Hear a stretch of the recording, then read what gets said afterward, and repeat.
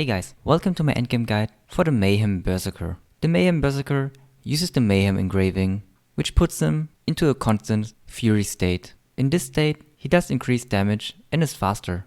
The big downside is that he is capped at 25% HP, so it makes him a little bit squishier, but he also has 65% damage reduction, so the attacks from enemies won't hurt you that much. Now, let's go over his skills. Your main mobility skill is Shoulder Charge. Level the skill to level 4 and get excellent mobility. Next, we have Finish Strike. The wind up of Finish Strike is very slow, but the damage is quite good. Take Enhanced Strike or Tenacity if you don't want to get interrupted when you do the skill. Then Weak Point Detection, and for the third tripod, Lights Out. Next, we have another DPS skill, Tempest Slash. Level it to level 10 and take Quick Prep or Nimble Movement if you want it to be faster, Weak Point Detection and Driving Hit. Next up, we have your main DPS skill, Hellblade. This skill does a lot of damage when you are a Mayhem Berserker. For the tripods, take Leap so you can use it as a gap closer, Deadly Blow. This makes Hellblade really strong as a Mayhem Berserker, and Earth Flip. Next up, we have Chainsword. You only need this skill at level 4 and take Vital Point Hit. With this tripod, your next skill is going to have increased crit rate, so follow up with one of your main DPS skills. Chainsword is also used to counter.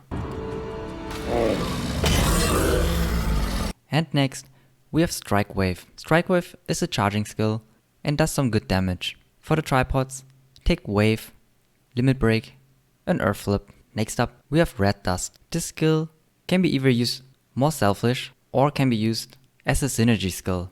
Level the skill to level 10 and take Quick Prep, Vital Point Hit, and for the third tripod, you could either go Red Wave or Amplified Damage. If you take Red Wave, this skill only benefits you.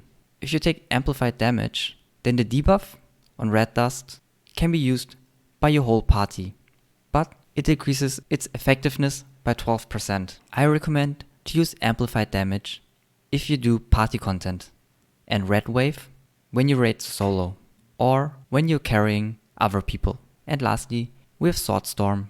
Level the skill to level 10 and take Quick Prep.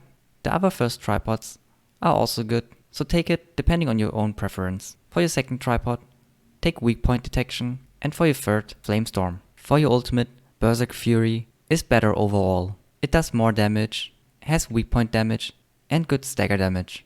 The big downside of the skill is that you need to charge the skill, so Berserk Fury is very difficult to hit. On the other hand, Chain of Vengeance is fast and is a lot easier to hit. Personally, I would take Berserk Fury. If you are missing your level 50 skill and your awakening skill, go to Beatrice and accept the purple quest. For your second ultimate, finish the Rohendel story and take the purple quest from the NPC in front of the palace. If you want to unlock your ultimate for your alt character and finished the Rohendel quest already on your main, go to Beatrice and get your second ultimate there. Because this is a Mayhem Berserker guide, I only recommend to take the Mayhem engraving. Now, let's go over your combat engravings. A very nice combat engraving that synergizes with your class engraving is Master's Tenacity. It has no downside and increases your damage overall. The effect only activates when you have 50% or lower HP, but because we are constantly at 25% HP or less, you will always have this bonus. Raid Captain is also a nice engraving that synergizes well with your class engraving. In your Fury state, you will get increased movement speed bonus. So with this, you get a decent damage increase. Next, we go over your optional combat engravings that you can prioritize later on. Master of Ambush has no downside and increases your back attack damage by a good amount. As a lot of Berserker attacks are back attacks, this engraving is good overall.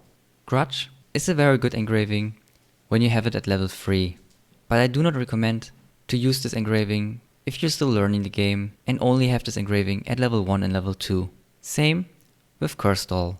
It's also a very good engraving, but is more used at late game because the downside is too big to just use it at level 1 and level 2. If you have high critical, you could also take Keen Blunt Weapon as it increases your critical damage. Now, for your stats, I would go 50-50 with critical and swiftness, but you can also focus on critical for a higher damage output.